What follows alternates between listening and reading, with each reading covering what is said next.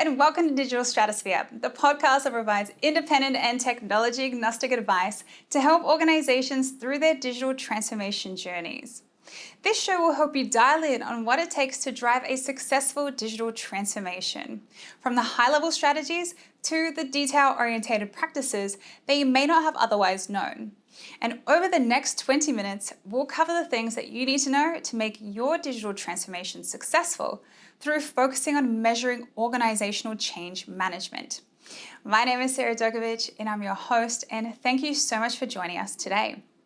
For today's conversation, we're going to dive into what exactly is the ROI, or return on investment, of organizational change management. This is one of the most pressing and critical elements of a digital transformation. If you don't have a solid OCM strategy in place, it's probable that you're going to have to invest ample time and resources without seeing the full return on your investment. Now, anyone who listens to this show knows the role OCM plays, but I want to go a bit deeper and find out what truly maximizes an OCM strategy and how businesses can measure the impact. Now, with me to talk through this question is Theresa Richardson, Change Management Consultant with Third Stage Consulting. Theresa is a ProSci certified change management practitioner and certified coach. She's helped countless organizations ranging across a variety of industries, from manufacturing to healthcare to wealth management, both in the public and private sector. Well, hey, Theresa, thank you so much for being with us again on the show. Really excited to have you. Thank you. I appreciate being here. Super excited. Girl power, right? Yeah, girl energy, as we were saying before. Awesome. Well, let's dive in. So since one of your areas of expertise is OCM, I'd love to hear your perspective on why change management is so important when it comes to implementing a new software. So I think there's several pieces that change management really helps with. So when you look to see who's involved in the process, obviously, I know I've stated this before, but unless your process is 99.9% automated, people are involved, and you really need to get that perspective of how this implementation is going to impact the work that's being done to make sure that people understand it, they're trained properly, they have the right tools, they have the right understanding to move that implementation along to actually having its the usage rates and the adoption rates up, because we have your team, which is the people in the job, creating something that translates to a customer who are people as well for your product. So it's really important to get them on board so they can understand and move with the change. Absolutely. And at that high level, what would you advise organizations that want to quantify their change initiatives? So there's really three. The first is the BPI, which is the business process improvement piece. And that's really looking at your process to, identify inefficiencies, we're going to reduce your waste, to improve the workflow with the ERP integrated into it. You want to make sure that you empower your teams using OCM because it all fits together. You also want to make sure that you have the high rate of velocity of impact, making sure that you're more cost effective and efficient in these changes. Again, you're going to reduce waste from your process, and you're going to help become more efficient in what we're doing. The last thing you want to do is impact your cost of quality with these changes. If you're not planning it properly and making sure you're getting all of these elements, the cost of quality or the cost of poor quality could be absolutely huge. Looking at that, you want to make sure you reduce your costs, you have an improved customer satisfaction, and that you have that competitive advantage that you need to not only retain, but increase your market share in what you're doing, as well as to minimize disruption. That's imperative because we already have a system that may or may not work well for the teams. And then you're going to introduce a new system. So the risk of further impacting that disruption is huge. So you have to make sure that you're managing it right. And again, I think the worst one for me is the cost of the poor quality for that, because you have perception of customer quality or customer satisfaction. I said this before, my grandfather hated Ford. I don't know why he hated Ford, but he hated Ford. So I grew up not wanting to buy a Ford. So the cost of that perception, it could be generational. So you really don't have a lot of opportunity to manage that. And if you don't manage it well, it could be huge, as well as to remove your non-valued added activities in your work. Yeah, so much there, but that's awesome advice. But I would also really love to unpack the elements that you just listed that go into ROI and OCM. So you mentioned minimizing operational distribution and how that is a big factor in your return on investment. So is that at the top of the list, or is there something bigger?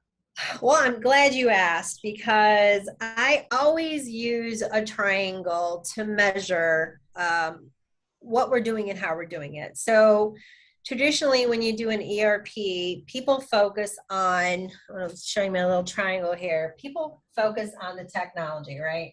Mm-hmm. So that's where third stage comes in, and that's where we say, okay, let's evaluate your systems. Let's help you go through the selection and implementation, et cetera. But there's actually more pieces to this that you really need to consider. At the top is your people, and that's really your OCM, right?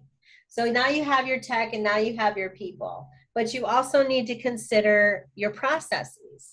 So this is your business process improvement. And honestly, having all three of these will strengthen your ROI. So this is where your money goes. This is where the money is, right here.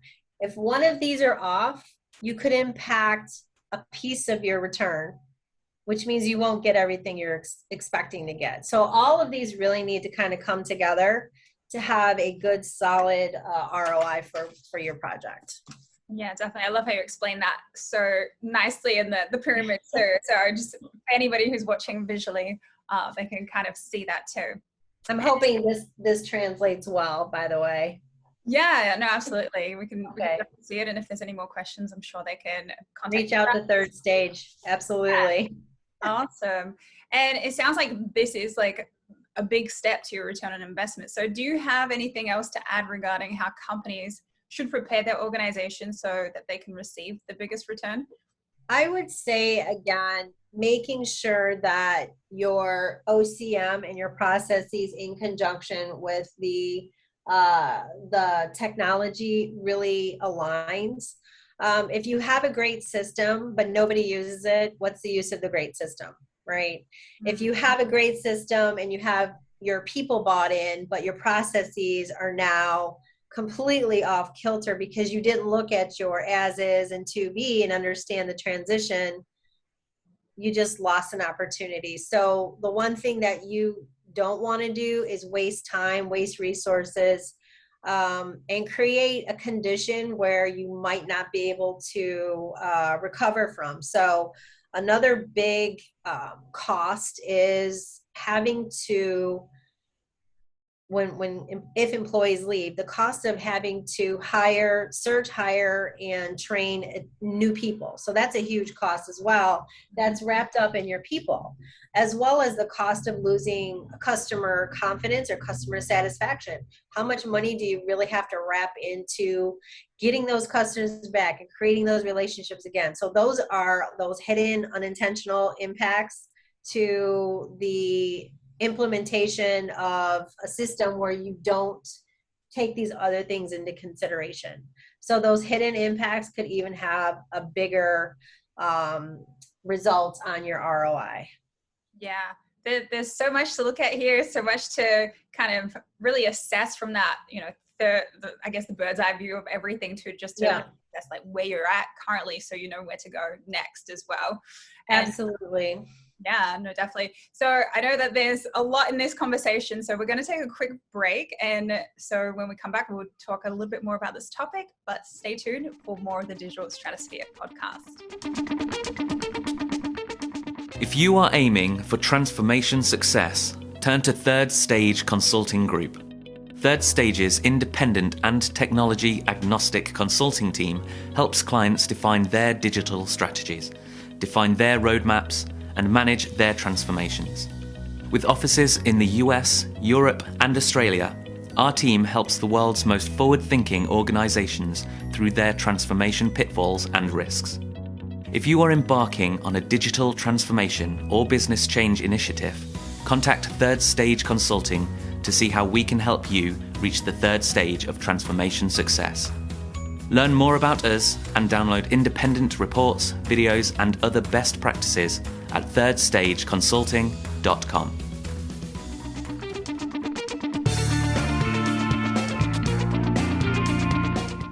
Welcome back to the Digital Stratosphere Podcast. I'm Sarah Dogovich speaking with Theresa Richardson from Third Stage Consulting. So let's get back to it. Now, before the break, you were talking about the key factors when talking about ROI and organizational change management. So now, if you think about it, change is all about perception and influence is birthed from perceived value. So how can you communicate to leadership that investing in OCM initiatives will impact the ROI? So my perspective is this, and I've been in corporate for a very long time, over 20 years in the corporate space. Now I'm in a different space, but one thing that I know that a lot of leaders have focused on are the nuts and bolts of things, right? So at the end of the day, people are our foundation. You'll either have team members who are creating or delivering, and on the other side, you have people that are receiving or your customers. So you have to make sure that you understand people are the foundation and taking them into consideration when you have your process changes. Okay, how do they impact people? Or you have your technology upgrades or implementations. How does it impact people and how does it impact your technology? And then if your people don't use your technology or they're not involved in the process and it's not working for them, your entire triangle is off. It's just off. So if you want a strong ROI, you have to consider all pieces of your project to make sure that every lens is covered. And that's where Third Stage really excels, because we do understand and we look at all of these factors from different lenses to make sure that we're understanding what those potential areas of improvements or opportunities are. Yeah, definitely. It's more like that 360, like almost like a holistic view rather than like just a specialist focusing on that one pinpointed area. So yeah. Absolutely. You want to make sure, and I get the business perspective. I completely understand at the end of the day, your dollars are your bottom line. Mm-hmm. But if we don't take these other impacts that could create hidden risks, your bottom line will not be where you need it to be. Yeah, totally. Now, I wanted to kind of touch on the dark side, if you will, of transformation failure. So how significant is change management's influence on project success, would you say? Well, I will reference a project that I was involved in prior to. It had to do with freight costs. And the company did not look at the people side of it, right? They were looking at the dollar side of it, and they were looking at the technology side of it. And what had happened was they didn't really ask and understand the different aspects from those other two, and it increased their freight costs for three consecutive quarters tremendously. And then they brought in process improvement. By that time, though, they were very much over their budget, and for them to recoup was almost impossible. So then they had to carry that over to the next year. So again, when you're looking at things from a certain lens and you're not taking the other ones into consideration, you're missing these potential impacts to your process, to your relationships with customers, which translates to an impact to your bottom line. So instead of you meeting goal and meeting your targets, now you're exceeding them, and now you're in the red, and now you have to look to other pieces of the business to see how you can redistribute those funds or redistribute those costs to make sure that there's balance in your annual budget. And it was just a mess, to be honest with you. Yeah, it's a bit disappointing. And I guess now we know that definitely change strategies are a must and have in order to be successful. So I wanted to kind of pivot now to more of like the OCM side of things. Should this be an internal or a third party thing, would you say? So my opinion is that an OCM strategy has to be owned by an organization. But bringing in a consultant or a third party would be helpful for that unbiased look into what you're doing and how you're doing it, right? So as a consultant, you come in with, I want to help you, let's figure it out. You don't have any preconceived issues or preconceived ideas or maybe some established relationships. You just come in with really, okay, I have a whiteboard in front of me, let's figure it out. But at the end of the day, when I leave or somebody else leaves, we need to make sure we did our job so you are comfortable with change and you carry it forward with other aspects of what you're doing in your business. Mm-hmm. And what would you say about software vendors and system integrators? Do they help manage change too? I absolutely believe that.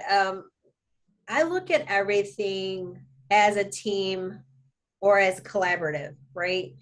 You can't run a business in a silo. I've seen too many that have, and they've suffered greatly and had huge impacts, not just from cost, but quality, relationships, customer satisfaction, employee turnover, et cetera, et cetera. So in my opinion, everybody is their own SME, and you have to come together in a collaborative spirit at the same table to discuss what we need to do and how we can move forward. So if I were working in a silo and, keeping system integrators over there and, keeping OCM there and keeping vendors here, we're each looking at it through our own lens, and we're not understanding how it's supposed to all flow together.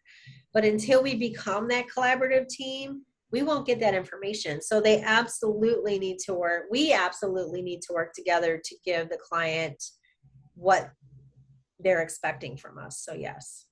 Yeah, I love that. Definitely. I'm with you on that whole collaborative kind of effort. So that way, like you were just saying, everybody's on board. They can share the vision, if you will, together rather than like just saying what they see. Absolutely. I don't know how many times I've been at the table where, we're discussing what we're doing and how it impacts the system. And then someone says, oh my gosh, I had no idea that what I'm doing is causing that defect or causing that issue for you. So, okay, let's work together to fix it and make sure that doesn't happen so we can have a smoother, higher quality product or process or whatever. Yeah, definitely. And there's just been so much in this conversation. So I'm super grateful that you were able to peel back those layers for us. But if our listeners want to learn more about organizational change management or ROI or transformations in general, what are some resources that you might suggest for them? So I know we have a great resource, the third stage OCM report. That we can provide if anyone wants to reach out, but also doing a lot of the background research for OCM and what it entails and how to do it. And it's funny because when I have discussions on change management, businesses think that is like a policy or procedure committee that we need to take things through, but that's not what it is. So really educating yourself on what it is and how it can help is very beneficial as well. Amazing. Awesome. Well, we're about out of time for today's episode, but I do want to thank you so much for your time, Theresa. You're welcome. Glad to do it. Of course. And I wanted to thank you all for listening. My name is Sarah Dogovich, and we'll see you next time on our next episode of the Digital Stratosphere Podcast.